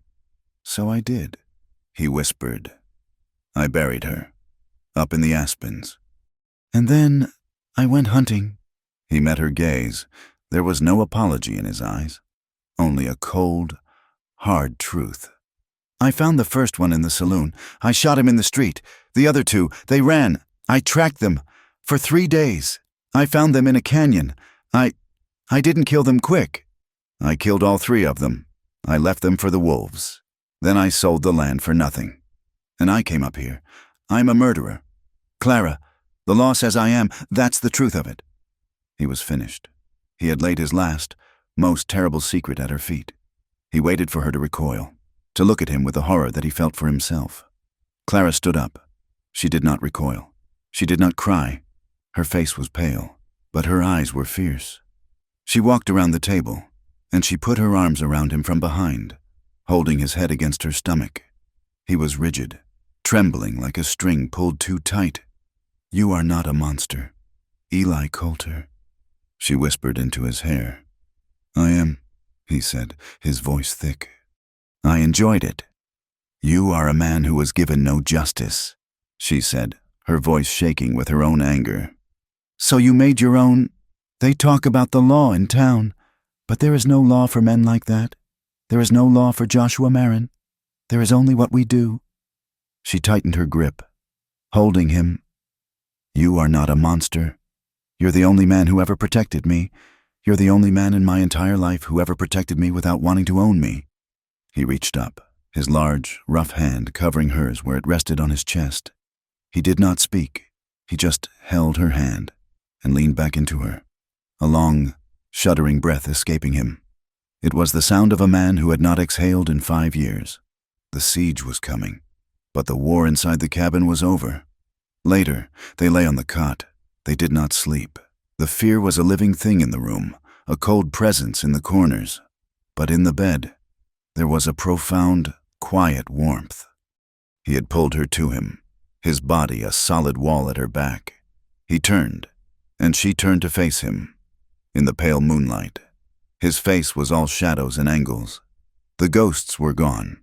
He was looking at her. Only her. He kissed her. It was not the desperate, angry kiss of before. It was slow. It was tender. It was a kiss full of unspoken promises. It was a promise to stand. It was a promise to fight. It was a promise that, this time, he would not be too late. They made love with a quiet, reverent intensity. It was an affirmation of life in the face of the death that was riding toward them. Afterward, they lay tangled, the air still and cold. Her head was on his chest, her hand flat over his heart. "Eli?" she whispered. If we get through this, if they go away." She hesitated, the words feeling fragile in the dark. Would you ever Would you ever marry again?" He was silent for a long time. She felt his chest rise and fall beneath her ear. He shifted, propping himself up on one elbow so he could look down at her. He touched her face, his thumb tracing the line of her cheekbone in the dim light. "I already feel like I have," he said. The first sound of the new day was not a bird. It was the sharp, distant whinny of a horse. Eli was out of the bed before the sound faded. He was in motion, pulling on his pants, his pistol in his hand. "They're here," he said. Clara scrambled up, her heart a cold, hard knot. She pulled on her calico dress, her hands shaking. "How many?" "I see 3, he said, peering through the small crack by the door. "They're on the ridge. They're coming slow. Get in the cellar," he ordered. "No. Clara, now. That was the plan." "No." She grabbed the Winchester. Her hands were white on the stock, but they were steady. "I am not hiding in a hole. I am not Sarah. I am standing with you." His eyes met hers. He saw the fear, but he also saw the iron. He nodded. "By the window. Then stay out of sight. Don't shoot unless I tell you." A voice echoed across the clearing. It was raw, furious, and full of hate. "Coulter, I know you're in there. You bastard! We know you have my wife." It was Marin. "Send her out, Coulter. Send out my property, or we burn you to the ground." Eli looked at Clara. Her face was as pale as snow, but her jaw was set. She nodded once. "Stay by the door," Eli said. He laid his own pistol on the table. "What are you doing?" she gasped, her eyes wide with terror. "Talking. Eli, he'll kill you. He's not here to talk. He's here for you. He won't shoot me if he thinks I'm the only one who can hand you over. Stay back." Eli unbarred the door. He kicked it open. He stepped out onto the small porch, into the hard, gray morning light. He stood tall, his hands loose at his sides. He was calm. He was unarmed. The 3 riders were 40 yards out, their horses uneasy in the thick mud of the clearing. Joshua Marin was in the center, his neck wrapped in the dirty bandage, his face pale and contorted with rage. He had a shotgun resting across his saddle. The 2 hired men on either side of him held rifles, aimed at the cabin. "Well," Marin sneered. His voice was a rasp. "The mountain man. Look at you, hiding what's mine. That makes you a thief. Coulter. She's not your property," Eli said. His voice was flat, carrying easily in the cold air. "She's not your wife." "The law says she is," Marin spat. "I have a paper, signed by a judge. She belongs to me. She's a runaway. She stabbed me. She's a criminal, and you're harboring her. Now send her out, or I'll put a hole in you and drag her out myself." "No," Eli said. Marin laughed, a dry, ugly sound. "No? You're going to die for this. This whore, this little witch? She's not worth it, old man. She's just a—" The cabin door creaked open. Clara stepped out. She did not stand behind Eli. She stood beside him. She was holding the Winchester. It was not pointed at the ground. It was held steady, the stock tight against her shoulder, the barrel aimed directly at Joshua Marin's chest. Marin's smile vanished. His eyes widened. The 2 bounty hunters shifted, their rifles moving to cover her. "Clara," Marin growled, his voice losing its mocking tone, replaced by a cold fury. "You put that gun down. You put that gun down, and you get on this horse. You have caused enough trouble. It's time to go home. I'll even be gentle." Clara's hands were shaking so hard the barrel of the rifle trembled, but her voice was clear. It was loud. It cut through the cold morning air and echoed off the mountain. "I am not going back," she said. "I am not your wife. I am not your property." She took one small step forward, her boot planting firmly on the porch. "I would rather die a real woman out here, on this mountain, than live one more day as a silent wife in your house." The silence that followed her words was absolute, heavier than the snow on the peaks. The cold morning air was so still that the only sound was the nervous stamp of a horse's hoof in the mud and the high, thin whine of the wind through the pines. Clara's arms ached, the rifle suddenly 100-pound weight, but she did not lower it. Her gaze was locked on the man who had tried to buy her. Joshua Marin's face, pale from his wound, flushed a dark, mottled red. The fury of a man denied, a man made a fool of, twisted his features into something inhuman. He laughed, a short, barking sound that was half a cough. "A real woman," he spat. "You're a whore, girl, hiding in a killer's bed. Did he teach you that? Did you enjoy it? I'll bet he's better than the cousins you ran from." Eli took a half step, placing himself slightly in front of Clara, shielding her. His voice was a low, dangerous rumble, a sound from the earth itself. "That's enough. Marin, you heard the lady." "She's not going. Take your men and leave my land. This is the only time I'll say it. Leave and never return." "Or what?" Marin sneered, his hand tightening on the shotgun across his lap. "You'll kill us? Is that it, Coulter? We all know about you. We know what you did to the Abernathy brothers. You're a murderer. And now you're hiding behind a runaway girl holding a rifle she barely knows how to use." He looked at the two men beside him. One was a hard-faced man with cold eyes, his rifle steady on Eli. The other, a younger man named Cowboy, looked uneasy. His eyes kept flicking from Marin's enraged face to Clara's white, determined one. He was a hired gun, here for $300 to retrieve a thief. He had not signed on for a war against a desperate woman and a man with a killer's reputation on his own land. This was bad business. He saw Marin's hand twitch. "She's not worth dying for, boss," Cowboy muttered, his horse shuffling. Marin heard the hesitation. It was the final straw. His authority, his very manhood, was being questioned. He roared, a sound of pure, mindless rage. "To hell with this! She's mine!" He swung the shotgun from his lap, leveraging it toward the porch. But Clara was not waiting. She was not a victim. She was a survivor. She had been staring at the man who did not hesitate, the hard-faced one aiming at Eli. The moment Marin moved, she squeezed the trigger.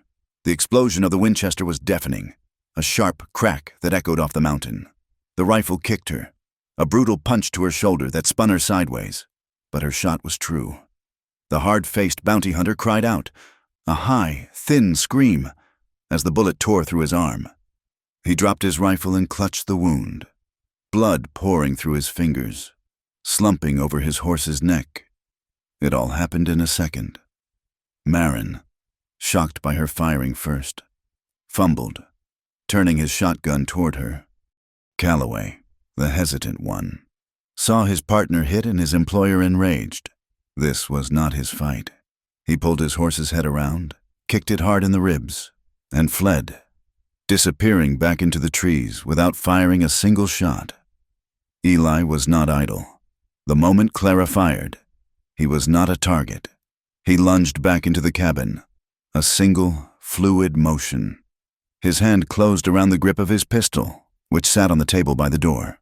He was back in the doorway before Marin could fully swing the heavy shotgun. Marin saw him, his eyes wide, and tried to pull the triggers. Eli fired. His shot was not the panicked blast of the rifle. It was a single, precise, deliberate crack. Marin screamed, a sound wholly different from his roar of rage. This was a sound of pure agony. He dropped the shotgun into the mud. He looked down. A dark, blossoming circle of red was spreading across his left thigh. Eli stepped out onto the porch, his pistol smoking in the cold air. The standoff was over. The clearing was a wreck. One man was gone. One man was groaning, clutching his bleeding arm, trying to control his terrified horse. And Joshua Marin had fallen from his saddle and was writhing in the filthy, half-frozen mud, clutching his leg. "Damn you!" Marin shrieked, his voice cracking. "Damn you to hell! Coulter! You shot me!" "You're alive," Eli said, his voice flat. He reholstered his pistol. Clara was shaking, the adrenaline draining from her, leaving her weak and nauseous. The Winchester was impossibly heavy. She leaned it against the porch rail. She looked at the man on the ground, the man who had been the monster in her nightmares for months. He was just a man, a bleeding, pathetic, whimpering man in the mud. She stepped off the porch. Her boots sank into the wet earth. She walked over to him, her shadow falling across his face. He looked up at her, his eyes full of hatred and pain. "You're a witch," he hissed, spitting blood and mud. "A harlot. I'll see you hang." Clara looked down at him, her face pale, but her eyes were clear. The fear was gone. She was no longer running. "You never owned me," she said. She turned her back on him and walked to Eli. Eli caught her as her knees buckled. He held her, his arm a band of steel around her waist. She buried her face in his coat, her whole body shaking. He just held her, his other hand on the back of her head, stroking her hair. "It's done," he whispered. "It's done." He tended to the other man's arm, tying it off with a strip of canvas. He was a threat, but he was also just a man. He tied his hands and left him sitting against a tree. Then he went to Marin. He ignored the curses, the threats, the pleas. He tore a strip from Marin's own coat and tied it tight around his thigh, cinching it with a stick. He was not gentle. He was efficient. He pulled the man to his feet, threw him over the back of his own horse, and tied him to the saddle. "What are you doing?" Clara asked, her voice trembling. "Finishing this," Eli said. He tied the second man to his horse as well. "We can't stay here. This isn't the end. He has the law on his side. He has that paper. So what do we do?" "I'm not the Abernethys," Eli said, his face grim. "I'm not a murderer. Not this time. I'm not leaving them here. I'm taking the law to the law." The ride to town was long and cold. Eli rode his horse, leading the other two. Clara rode Jed, the mule, the Winchester resting across her lap. She watched Eli's back. He sat tall, a man transformed. He was no longer the ghost of the mountain. He was Eli Coulter. They rode into the small, muddy main street of the settlement. It was midday. Men looked up from the saloon. Women peered out from the general store. They saw the procession. Eli Coulter, the mountain man, the strange, pale woman. And behind them, two horses, one carrying the wounded bounty hunter, the other carrying the gentleman from Cheyenne, Joshua Marin, who was slumped over the saddle, groaning. Eli rode directly to the sheriff's office. It was a small, false-fronted building with a sagging porch. Sheriff Brody was sitting outside, his chair tilted back, boots on the rail. He was the same man who had told Eli to go home and bury his wife. Brody's chair hit the porch with a thud. He stood up, his hand dropping to his pistol. "Coulter," he barked, his eyes wide. "What in the name of God is this? What have you done now?" Eli didn't dismount. He untied the rope holding Marin and pulled. Marin fell from the horse, landing in a heap in the mud at the sheriff's feet. "This is Joshua Marin," Eli said, his voice carrying in the silent street. A crowd was gathering. "He and his hired men attacked my claim this morning. They came armed. They fired on us."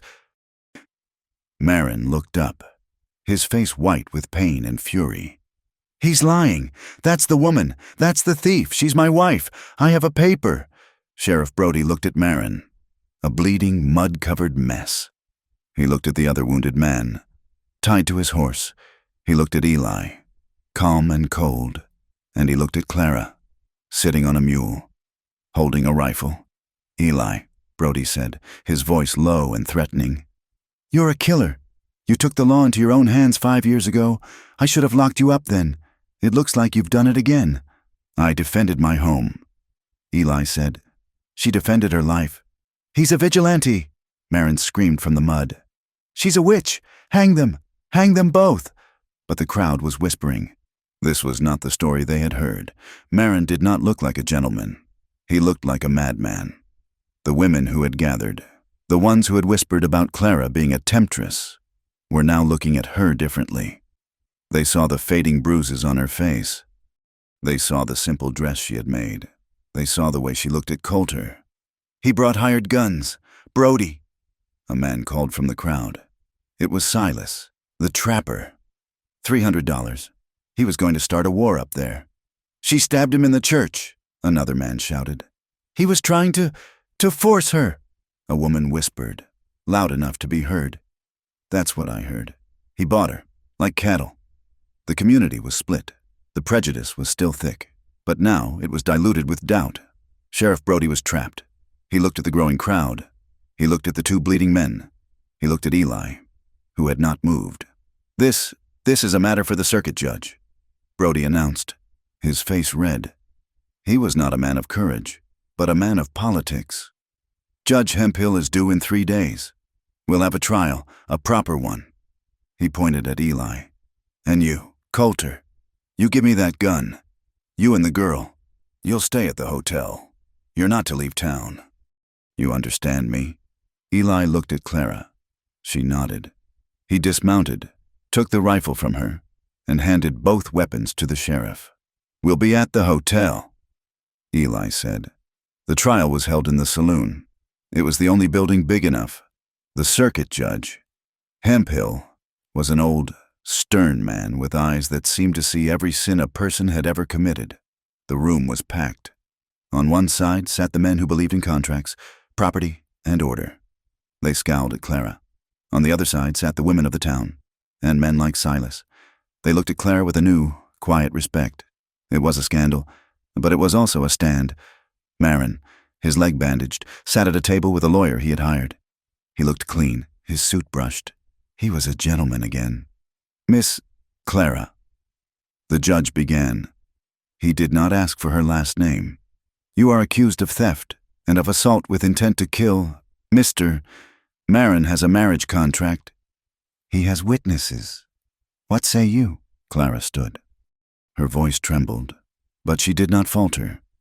She looked at the judge. "My name is Clara," she said, her voice carrying in the silent, hot room. "My cousins, they sold me. They sold me to Mr. Marin to pay a gambling debt. They beat me when I refused." A murmur went through the crowd. "At the altar, he did not ask me to be his wife. He told me, I own you now. You'll learn to be quiet, just like the others." I was terrified. I stabbed him with a hairpin, and I ran for my life. I ran until I collapsed in the snow. She looked over at Eli, who was standing against the back wall. "Mr. Coulter found me. I was dying. He took me in. He cleaned my wounds. He fed me. He kept me safe." Marin's lawyer jumped up. "He kept you, you mean, as his mistress. He turned you against your lawful husband." Clara's eyes flashed. "No, he gave me a bed, and he slept in a chair. He gave me cloth to make a dress. He never once laid a hand on me in anger. He never once asked me to be his. He never once told me I belonged to him. The only thing he did was give me a rifle. He taught me how to defend myself. He is the only man in my life who ever protected me, without asking me to be anything but free." The room was stone silent. The women were crying. Judge Hemphill looked at her, his expression unreadable. "You may sit," he said. "Mr. Coulter." Eli walked to the front. He looked like a mountain lion in a cage, his broad shoulders filling the space. "Mr. Coulter," the judge said, his voice hard. "You have a reputation in this valley. Is it true? Did you kill the 3 Abernathy brothers 5 years ago?" "Yes," Eli said. Gasps filled the room. Sheriff Brody tensed. "You admit this? You admit to murdering 3 men?" "I admit to killing them," Eli said, his voice low and steady. He looked at the judge, but he was speaking to the whole town. "They did what men like Mr. Marin do. They saw land they wanted. They saw a woman they wanted. My wife, Sarah. They hurt her, and they killed her. I went to the law. I went to Sheriff Brody, and he did nothing." Brody sank lower in his chair. "So I did what the law would not. I hunted them. I killed them, and I've been a ghost ever since.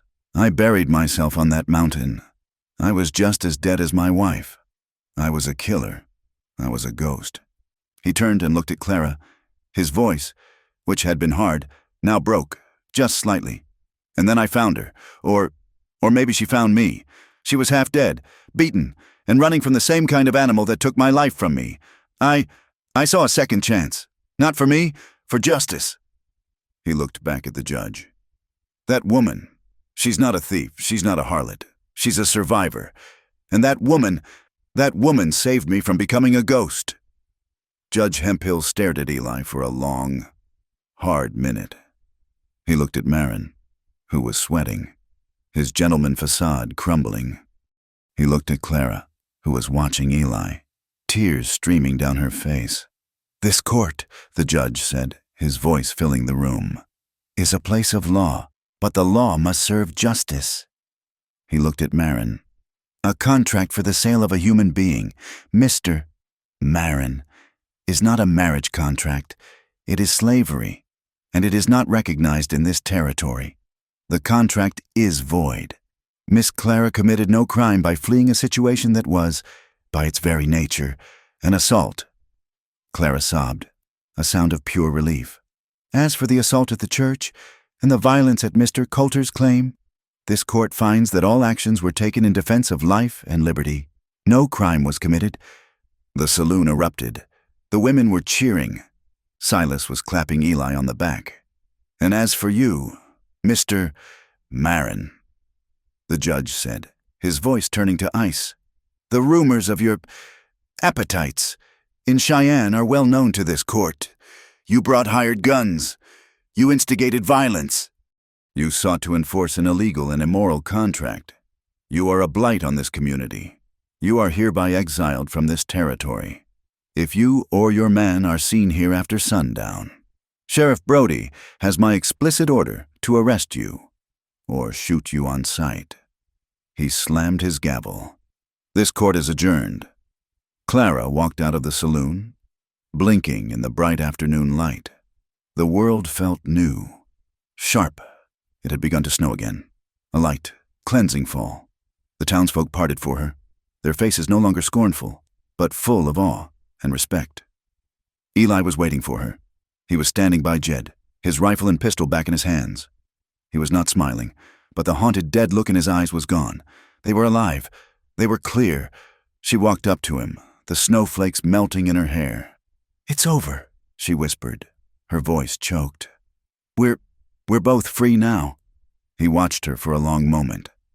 Then, slowly, in front of the whole town, he reached out his large, calloused hands.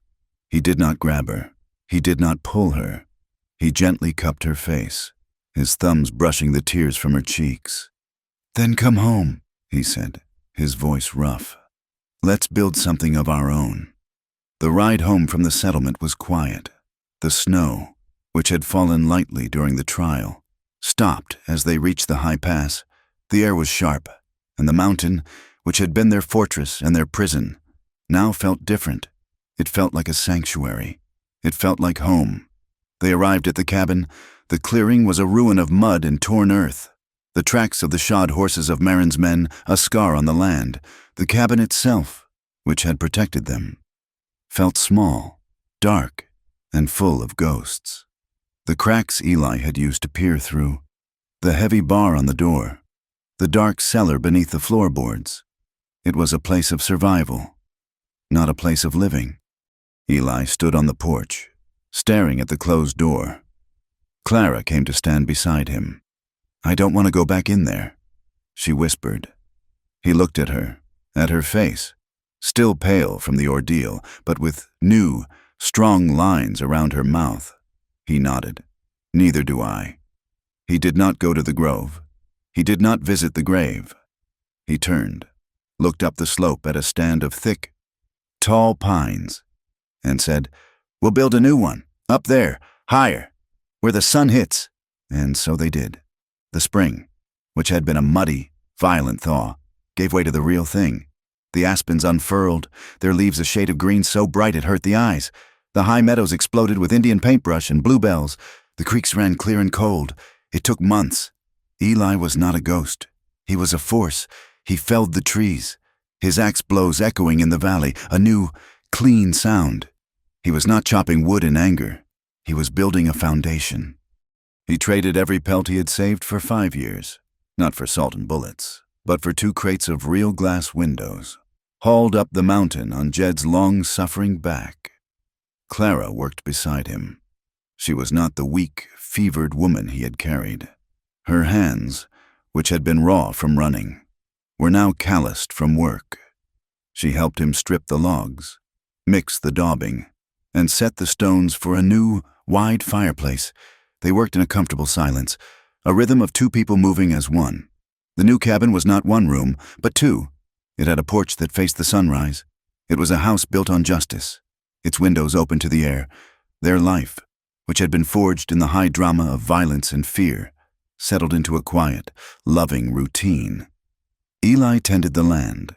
He cleared a patch for a real garden, turning the rich, black soil. He was not just a hunter, surviving day to day. He was a planter, thinking of seasons. He built a small, solid corral for the horses.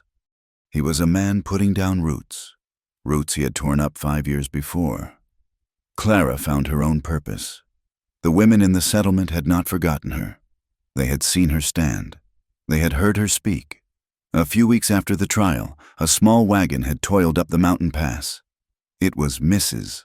Silas, the trapper's wife, a stern, kind woman, bringing 2 other women with her. They did not bring pity. They brought 3 young girls, none older than 10. "We heard you speak, Mrs. Silas said, her hands on her hips. "You speak clear, clearer than the preacher. These girls, they can't read their own names. We want them to grow up to be women like you, women who can speak." And so, Clara started a school.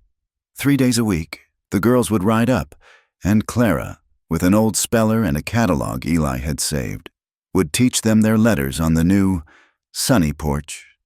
They called it the Wildflower School, and the sound of children's voices, shy at first, then bold, drifted among the pines. Their love was not in grand gestures. It was in the small, quiet moments that built a life. It was in the garden. They were planting corn, side by side, dropping seeds into the earth. His hand brushed hers as they both reached for the sack. A simple touch. He stopped and just looked at her, his eyes warm in the afternoon sun. She smiled back, a real, easy smile, not the trembling, fearful expression he had first known. He leaned in, his beard rough against her skin, and kissed her, slow and deep, with the smell of turned earth all around them. It was in the river. As the summer heat settled, they would go down to the fast-running creek. They had found a deep, quiet pool, shaded by willows. They would bathe, the cold water washing away the day's sweat and dust. It was not the desperate, frantic intimacy of their first nights. It was playful. She splashed him, and he, with a low rumble of a laugh, a sound she had never heard before, would catch her, pulling her close, his hands slick on her skin. He would wash her hair, his calloused fingers surprisingly gentle as he worked the soap through the long, dark strands. It was in the evenings. They would sit on the wide new porch, watching the sun set, the sky turning a deep, glorious shade of apricot and purple. He would not be grieving. He would be present. He would clean his rifle, his hands steady, and she would mend a shirt, her needle flashing. Sometimes she would read aloud to him from the speller, and he would listen, his head tilted. Sometimes he would simply reach across the space between their chairs and take her hand. They would sit like that for an hour, wordless, connected, watching the stars bloom in the high, clear darkness. He no longer slept in the chair. He slept beside her, in the big solid bed he had built for them. He no longer woke from nightmares. He would wake in the deep quiet of the night, feel her breathing beside him, and the tight, cold knot of grief that had lived in his chest for 5 years would simply not be there. The summer was long and warm. Their garden flourished. The corn grew tall, and the shelves in the new cabin began to fill with jars of beans and preserved berries. Clara had grown strong, her body lean and capable. It was late summer, the nights just beginning to hint at the coming cold. Clara was cooking supper. Eli was outside, splitting the last of the wood for the winter pile. She was frying salted pork, the smell filling the warm, bright cabin. Suddenly, a wave of sickness rose in her, hot and acidic. The familiar smell of the pork, a smell she had known all her life, was suddenly, violently unbearable. She dropped the pan, a clatter on the new stove, and ran, her hand pressed to her mouth. She barely made it off the porch before she was sick in the bushes. She leaned against a pine, her body shaking, cold sweat on her forehead. Eli was there in an instant, his boots heavy on the packed earth. "Clara, what is it? Was it the water?" His face was a mask of sudden, sharp concern. He thought she was ill, the return of some fever. I'm all right," she panted, wiping her mouth with the back of her hand. "It was just the smell. He put his hand on her back, feeling the tremors. "You've been pale for 2 weeks," he said, his voice low. "You're tired. I thought it was the teaching." She turned, leaning against the tree. She looked at him, at this large, quiet man who had become her entire world. She was afraid, not of him, but of this new, terrifying, unknown thing. "Eli," she said, her voice shaking. I don't think I'm sick." He frowned, not understanding. "What do you mean?" She took a breath, meeting his gaze. I'm late. My time. It's been over 2 months. I think." She looked down, unable to finish the thought. Eli went utterly still. The concern on his face was replaced by a look of profound, stunned shock. His hand on her back did not move. He just stared at her. A child. The word hung in the air between them, unspoken, massive. He, who had lost a wife, who had lost a life, who had given up the very idea of a future. A child. He was quiet for so long that Clara's fear began to curdle into dread. She had seen his rage. She had seen his grief.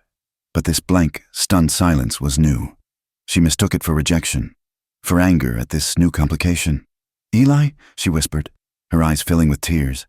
"Please, say something." He did not speak. His face, which had been a mask, seemed to break. He moved, his arms encircling her, pulling her from the tree and crushing her against his chest.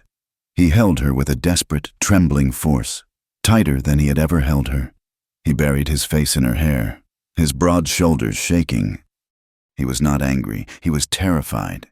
He was terrified by the sheer, sudden, breaking weight of a joy he never thought he would feel again. He was a man who had been given back the world. He held her for a long time, his heart hammering against her. Finally, he loosened his grip, holding her by the shoulders, looking down at her, his eyes wet. Clara looked up at him, her own tears streaming. "Eli, this changes everything, but I need you to know, it doesn't change me." He looked at her, his brow furrowed, as if just pulling himself back from a great distance. "What do you mean?"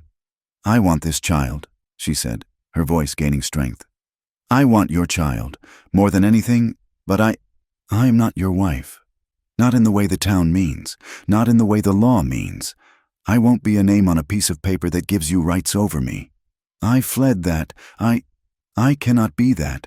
I will build this life with you. I will raise this child with you. But I will be your equal.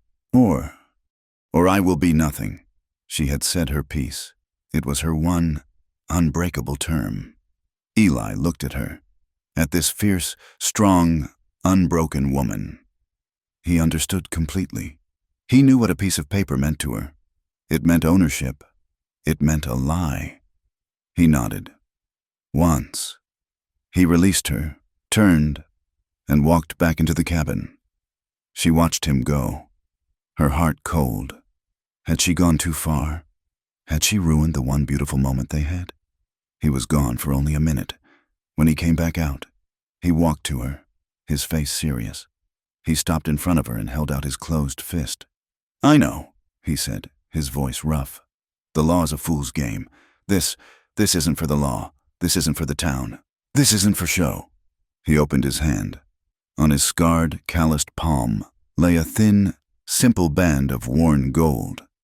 "This was my mother's," he said, his voice quiet. "Not Sarah's, my mother's. She gave it to me just before she died. She was a hard woman. She ran a farm on her own for 10 years after my father passed. She said to me, 'Elias, you give this to a woman who is stronger than the land you stand on.' I never understood what she meant by that." He looked up from the ring, his eyes locking with Clara's. Until I met you.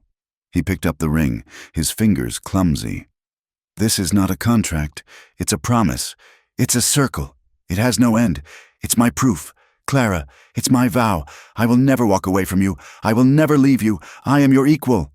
Clara was weeping, silent, shuddering sobs of a relief so profound she could barely stand. She slowly, shakily, held out her left hand. He slid the ring onto her finger. It fit, as if it had been made for her. The night was cold. The first true chill of autumn was in the air. The new cabin was filled with the warm, flickering light of the fire. The large glass window reflected the flames, making the room feel bright, safe, and endless.